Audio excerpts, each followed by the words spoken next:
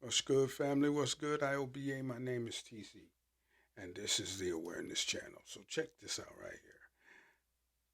I'm gonna talk about a little something I haven't spoken on in some time, and the subject is Pan Africanism.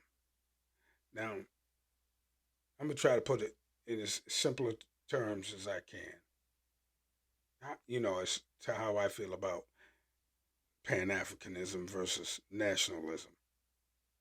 I am a multi generational Black American.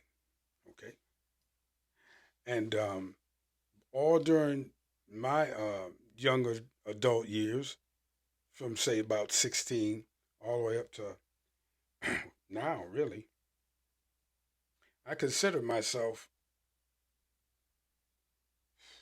an aware brother. I know a little bit about world history and why things are the way they are, at home and abroad. But I also know that, I also am a realist. I worked around a lot of people from a lot of different places. One summer, I worked with a couple of brothers from the African continent. Their names were Lino, Kiki, and Michael. Um, Two of them were from, I think, Ghana, and Michael was from Nigeria. Michael's parents were doctors because they came to see him once, and me and him got to talking, and he related that to me. He was a real solid brother, though, Michael. And the other two, the Ghanaians, they were okay.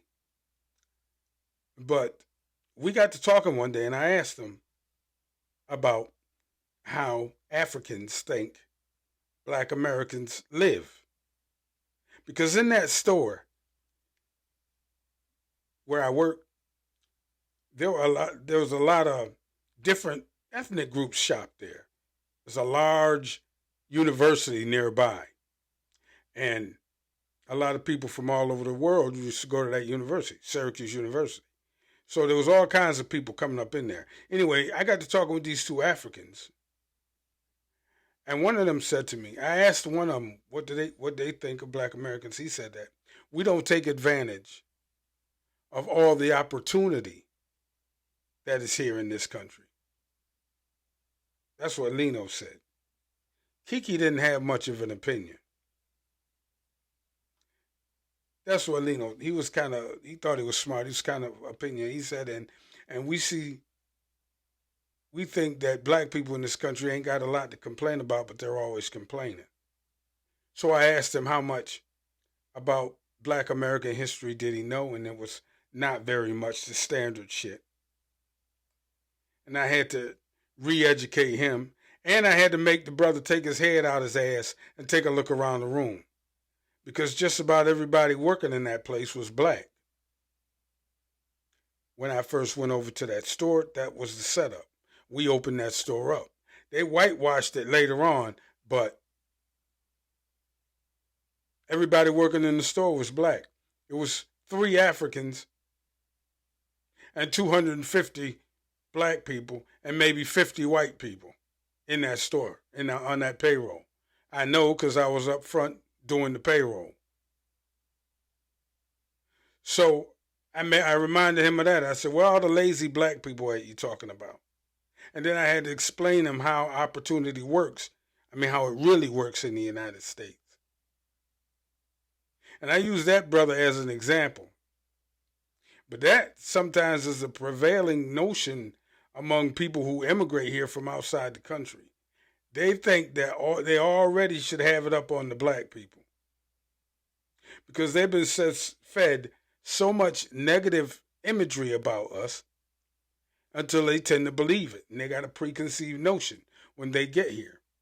On the other hand, we black people was trying to love our African brethren and our Caribbeans. I know I was.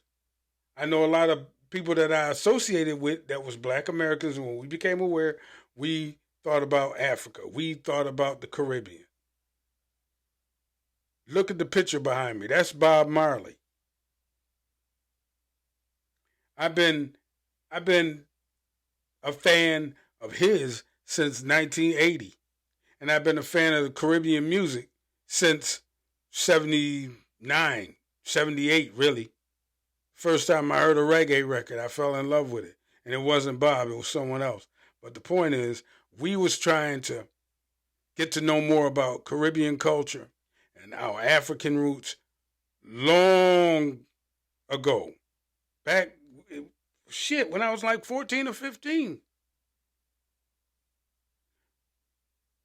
It's just that our African brethren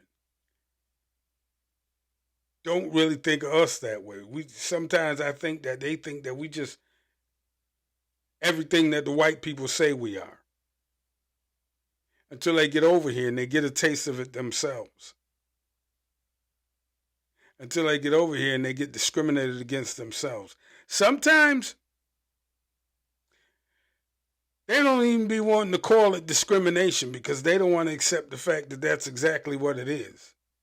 They think some people from other parts of the world who black think that because they speak with an accent that the good white folks over here going to treat them differently. And they always get that cold slap in the face at some point and reminded that no, you have not been accepted. You are not white. You just a nigga with an accent. That's all they are to them crackers. I try to tell them this constantly. And they have to find out for themselves that as far as anything goes, and in these United States, as far as anything goes, and in these United States, the black people got to stay at the bottom. The more you look like a black person, the lower on the scale you go. You dig me? And it's as simple as that in this country. You can come over here and coon it up all you want to. When they get done using you, they're going to throw you away. You can come up here and coon it up and act like you not like them lazy black Americans all you want to. Because in order to get to the United States, you got to come from a certain class in your home country. A few 100,000 of your people, and when I say I'm speaking to the diaspora of your people, get here, but you leave millions of people behind. And the prevailing wisdom and the question that hasn't been answered is this. If you're so smart, if you're so much better than African Americans, why don't you turn all of that, work ethic and all that intelligence and develop your country? Make it happen there. Like we did here, like we do here every day. Every day. And stop believing all of that bullshit them white folks tell y'all about us. Because at no time will them white people remind you, at any time them white people remind you who you is and where you come from. They will remind you who you is and where you come from at some point in y'all's interaction. They will. And white people don't give a fuck about y'all.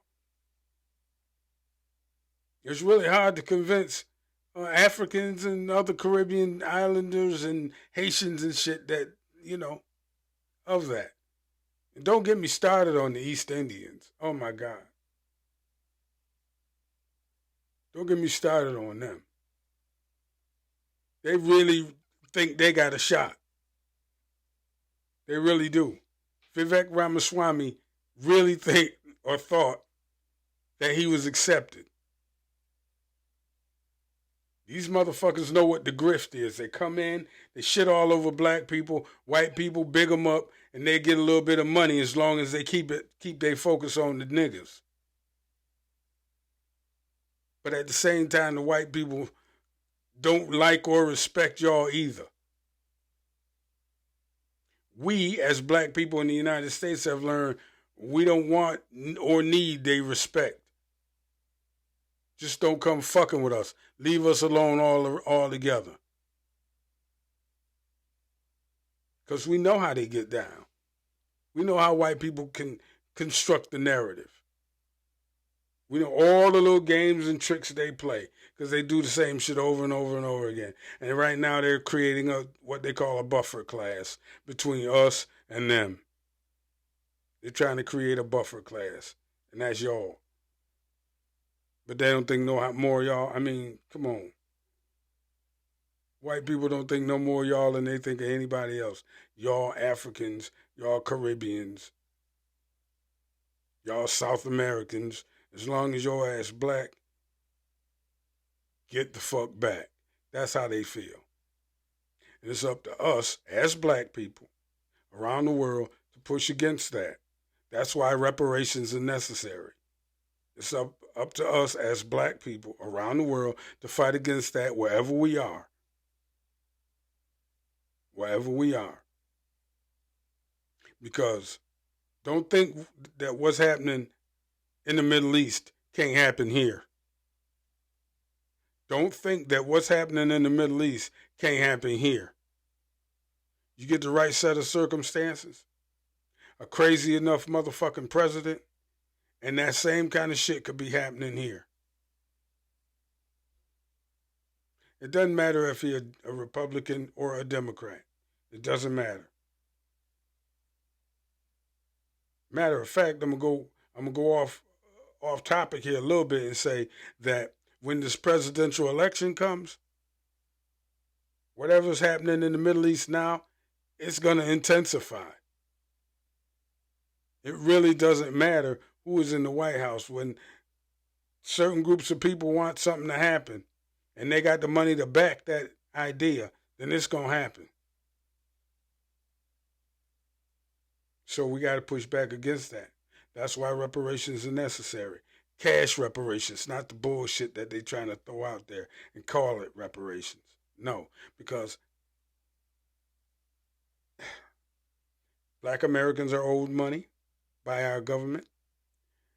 Most populations of black people are owed money by Europe, France, Great Britain, Portugal, wherever, all the colonizers, wherever they was colonizing, they owe them people money. France, oh my God, look at France.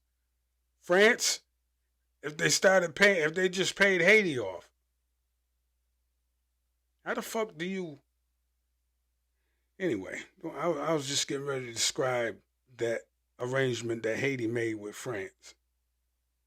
If you don't pay us a bunch of money, we're going to re-enslave you. It's crazy. It's crazy. These are the Republicans that got balls, I guess.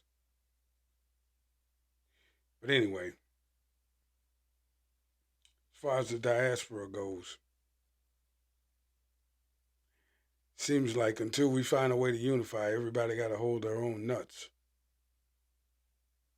Really. But we can't be showing out and beating at each other's throats in front of our common enemy either. We can't be doing that. That's the part that I personally don't like. When we argue in the front of our common enemy. And we got a common enemy and we know who he is. So y'all go ahead and take that with you. I'm glad we could have this little talk. The diaspora is what it is. It is what it is. And as long as we stay divided, we're going to stay conquered. Right? Y'all have a pleasant rest of your day. And I'll catch y'all on the next one. TC. And I'm out. Peace.